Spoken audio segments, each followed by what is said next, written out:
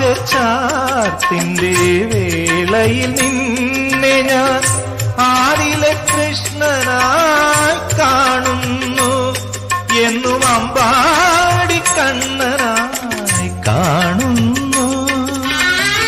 ഉഷപൂജ നേരത്ത് കുസൃതി കൊടുക്കയാ ഉണ്ണിക്കണ്ണനായി മാറുന്നു, എന്റെ പൊന്നുണ്ണിക്കണ്ണനായി മാറുന്നു.